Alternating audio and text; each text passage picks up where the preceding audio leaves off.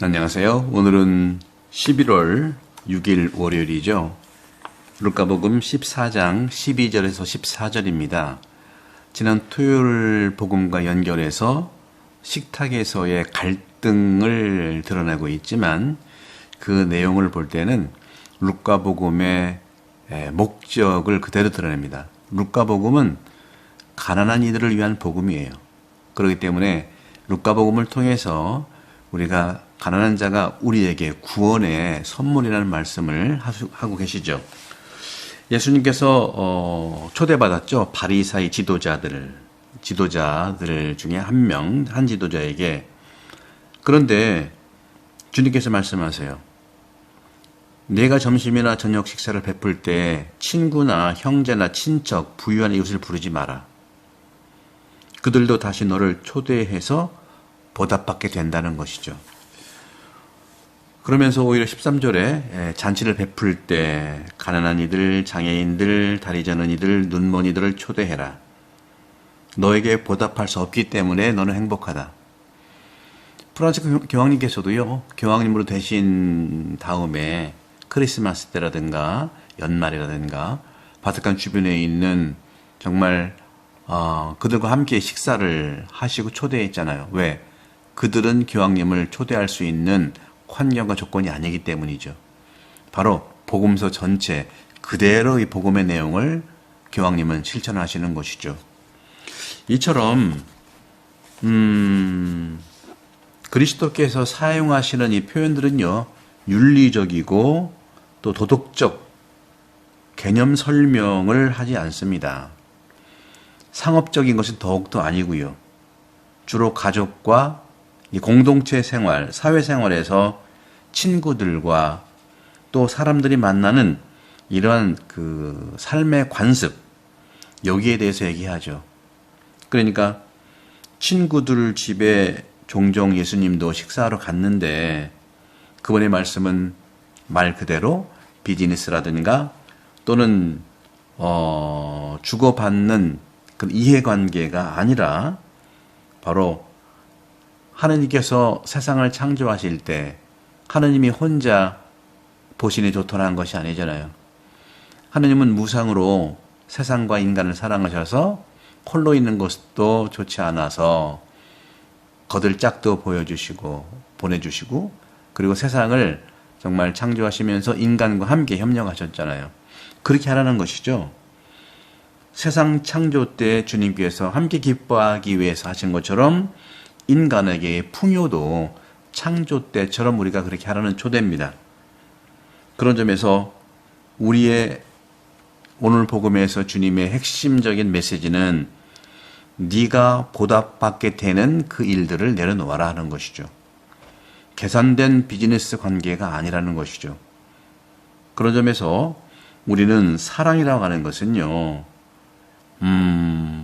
각자의 이득을 생각하지 않는 자만이 참으로 정직한 모양으로 움직인다고 하느님은 말씀하시고 주님도 말씀하시는 것이죠. 그런 점에서도 우리는 정말로 주님께서 말씀하시는 이 루카를 통해서 말씀하신 사랑이란 무엇이냐? 사랑이라고 하는 것은 말 그대로 가난한 자, 불구자, 절름발이, 소경 같은 사람을 초대해서 그들을 기쁘게 하는 것, 이것을 주님은 원하십니다. 그들은 보답할 수 없기 때문에 그렇다는 거죠. 그러면 하느님께서 우리에게 무엇인가 또 축복과 상을 주신다는 그 행복을 얘기합니다. 그것이 오늘 14절이죠. 그들이 너에게 보답할 수 없기 때문에 너는 행복할 것이다. 의인들이 부활할 때에 네가 보답을 받을 것이다 하는 것이죠.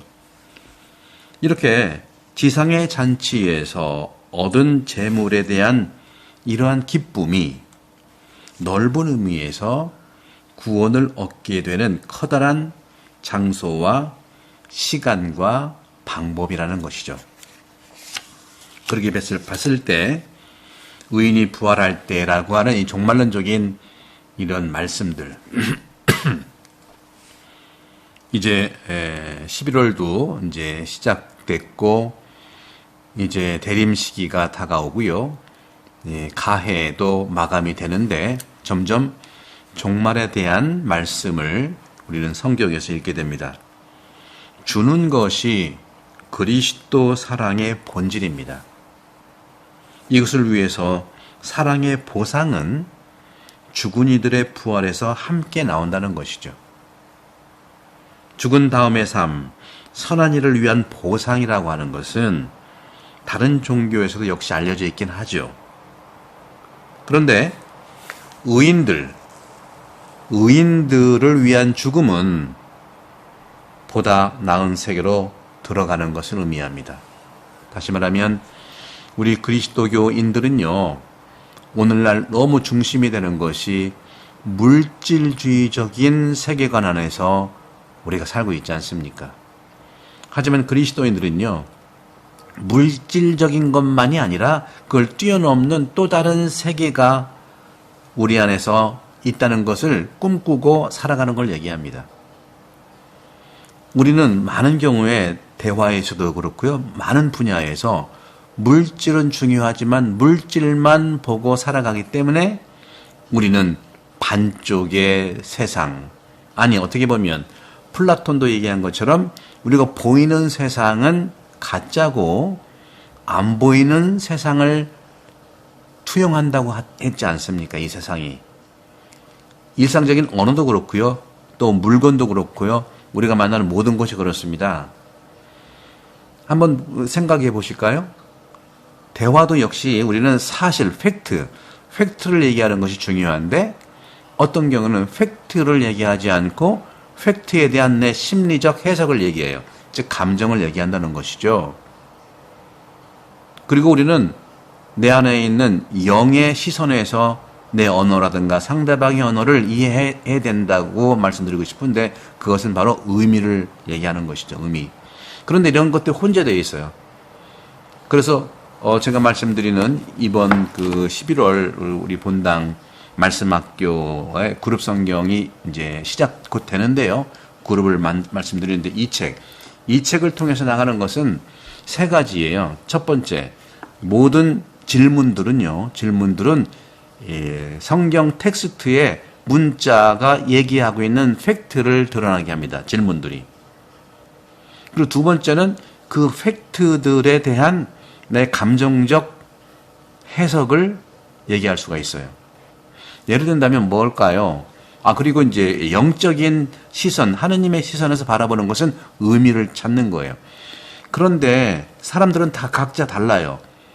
환경도 다르고, 언어 쓰는 환경도 다르고, 교육도 다르고, 다 달라요. 그러니까 자기가 주로 쓰는 것이 어떠한 언어인지를 볼 필요가 있어요. 사실 언론과 방송들은요, 팩트 중심의, 사실 중심의 방송이 돼야 됩니다. 그것을 이럴 것이다 하는 심리적 감정의 해석으로 했다가는 판단하는 거예요. 수사도 마찬가지잖아요. 검사나 경찰이나 정말 여러 가지 공수처라든가 이런 기관들이 있는 그 기관에서 이럴 것이다 하는 감정적 해석으로 그 사건을 추구할 수는 없지 않습니까? 근데 그런 것들이 많이 있다는 것이죠. 오히려 언론에서는 팩트보다는 이럴 것이다 하고 감정적 해석을 해나가는 거예요. 중요한 것은 팩트를 보여야 되는 부분은 팩트를 봐야 되고요. 그리고 평론가들은 그 의미와 해석을 해나갈 수가 있겠죠. 근데 그건 그렇다 하더라도 우리가 일상생활에서 나는 팩트 중심의 성경도요, 성경 말씀 자체, 그 문자가 얘기하는 것이 뭐냐 하는 팩트. 그래서 이 책에 질문 나눔이 있는데, 질문 나눔은 팩트 중심의 성경을 안내하는 거고, 그 다음에 이제 읽는 사람들, 나누는 사람, 내가 그 감정의 해석, 마음의 해석으로 심리적 표현을 할 수 있는 거고, 그리고 이 책의 이제 말씀 묵상 부분은 영적인 해석입니다. 많은 영성가들이 이 성경 글자 하나하나가 하느님의 시선으로 어떤 의미가 있는 것인가, 삼중적인 이런 의미가 있는 겁니다. 여러분들, 이 훈련을 좀 하시면 여러분의 인생에서 언어라든가 환경이라든가 세상을 바라보는 눈이 확 달라집니다. 그런 점에서 저는 의인이 부활할 때라고 하는 오늘 14장 14절에서 영적인 해석의 차원에서 본다면 죽은 이들의 부활이라고 하는 것은 우리가 땅 위에 인도된 생명의 귀환, 돌아옴. 다시 말하면 하느님이 육화가 된 것처럼 우리 인간은 하느님이 된다는 신화, 영혼의 성화를 얘기하는 것입니다. 영혼의 성화야말로 우리가 준 것을 모두 다시 받는 날이 바로 성화되는 그날이라는 것이죠. 보이지 않는 눈으로 보고 들리지 않는 귀로 듣게 되는 것, 또 눈과 귀의 신비, 고린토전서 2장 9절에 나와 있는 것처럼 이 모든 것은 바로 그리스도교의 희망을 연급하는데, 희망은 단순한 이런 뭐라고 할까요? 소설 같은 것이 아니라 분명한 문자 사실과 성경 말씀과 그 감정의 해석과 영의 시선으로 보는 의미에서 이루어진다는 말씀입니다. 사랑하는 형제자매 여러분, 성경 말씀은요, 이렇게 우리가 서로 나눔으로써 주님의 가치들을 만나고 나를 살립니다. 나는 팩트 중심으로 성경을 보고 팩트 중심으로 세상과 사건과 사람을 만나는지, 아니면 나는 내 마음에서 받았던 여러 가지 결핍이라든가 내 마음의 경험 안에서 만났던 걸로 마음의 해석을 상대방한테 경험하고 또 얘기하는지, 아니면 또 어떤 분들은 하느님의 시선으로 의미만 가지고 얘기하는지, 이 세 가지가 균형을 이룰 때 우리는 성경이 나를 구하고 세상을 구하는 주님의 축복이라는 것을 알게 되겠습니다. 성부와 성자와 성령께서는 여러분 모두를 강복합니다. 우리 모든 태안본당 분들 이 말씀학교 다시 신청 좀 해주시고, 이 기회가 여러분들에게는 분명한 내 안에 영을 발견하게 되고 팩트를 인식하게 되며 그것을 연결시키는 축복에 내 마음이 풍요로워질 것을 확신합니다. 감사합니다.